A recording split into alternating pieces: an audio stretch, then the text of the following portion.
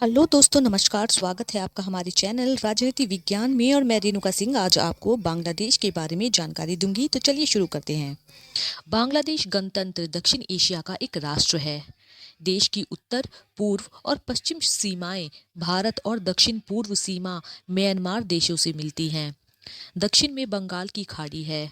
बांग्लादेश और भारतीय राज्य पश्चिम बंगाल एक बंगला भाषी अचल बंगाल हैं, जिनका ऐतिहासिक नाम बंग या बंगला है। इसकी सीमा रेखा उस समय निर्धारित हुई जब 1947 में भारत के विभाजन के समय इसे पूर्वी पाकिस्तान के नाम से पाकिस्तान का पूर्वी भाग घोषित किया गया। इसका राष्ट्रगान है आमार सोनार बांग्ला, यानी मेरा सुनहरा बंगाल। बांग्लादेश एक जनवादी गणराज्य है, यानी कि गण प्रजातंत्री बांग्लादेश। राजधानी और सबसे बड़ा शहर है ढाका। यहाँ की राजभाषा और राष्ट्रभाषा है बंगाली। बांग्लादेश में सभ्यता का इतिहास काफी पुराना रहा है।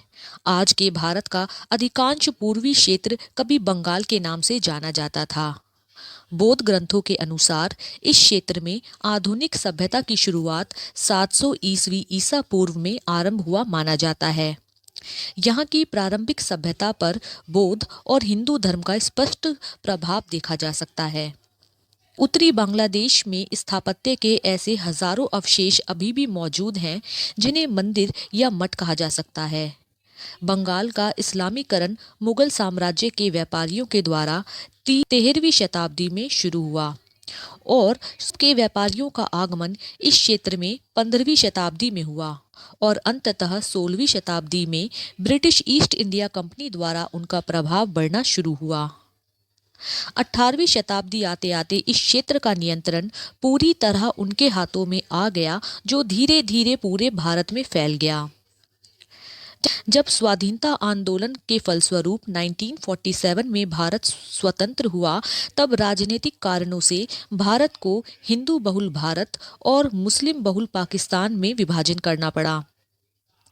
पाकिस्तान के गठन के समय पश्चिमी क्षेत्र में सिंधी, पठान, बलोच और मुजाहिरों की बड़ी संख्या थी, जिसे पश्चिमी पाकिस्तान कहा जाता था, जबकि पूर्व हिस्से में बंगाली बोलने वालों का बहुमत था, जिसे पूर्वी पाकिस्तान कहा जाता था।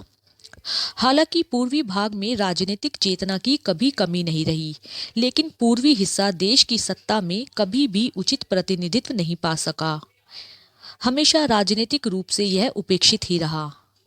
इससे पूर्वी पाकिस्तान के लोगों में जबरदस्त नाराजगी थी और इसी नाराजगी के परिणाम स्वरूप उस समय पूर्व पाकिस्तान के नेता शेख मुजीब उर रहमान ने आवामी लीग का गठन किया और पाकिस्तान के अंदर ही और स्वायत्तता की मांग की।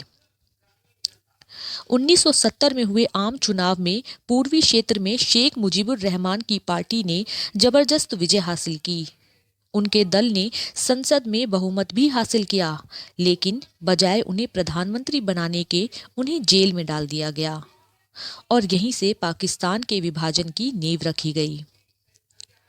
1971 के समय पाकिस्तान में जनरल याहिया खान राष्ट्रपति थे और उन्होंने पूर्वी हिस्से में फैली नाराजगी को दूर करने के लिए जनरल टिक्का खान को जिम्मेदारी दी, लेकिन उनके द्वारा दबाव से मामले को हल करने के प्रयास किए गए, जिससे स्थिति पूरी तरह से बिगड़ गई। 25 मार्च 71 को पाकिस्तान के इस हिस्से में सेना और पुलिस की अगुवाई में जबरदस्त नरसंहार हुआ। इससे पाकिस्तानी सेना में काम कर रहे पूर्वी क्षेत्र के निवासियों में जबरदस्त रोष उत्पन्न हुआ और उन्होंने अलग मुक्ति वाहिनी बना ली। पाकिस्तानी फौज का निरपराध हथियार विहीन लोगों पर अत्याचार लगातार जारी रहा, जिससे लोगों का पलायन यानी एक जगह से दूसरी जगह जाना आरंभ हो गया, जिसके कारण भारत ने अंतर्राष्ट्रीय समुदाय से लगातार अपील की कि पूर्वी पाकिस्तान की स्थिति को सुधारा जाए, लेकिन किसी भी देश ने ध्यान नहीं दिया।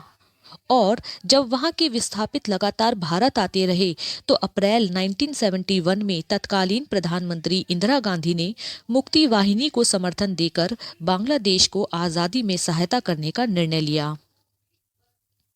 1971 को शुरू हुए ऑपरेशन सर्चलाइट से लेकर पूरे बांग्लादेश की आज़ादी की लड़ाई के दौरान पूर्वी पाकिस्तान में जमकर हिंसा हुई।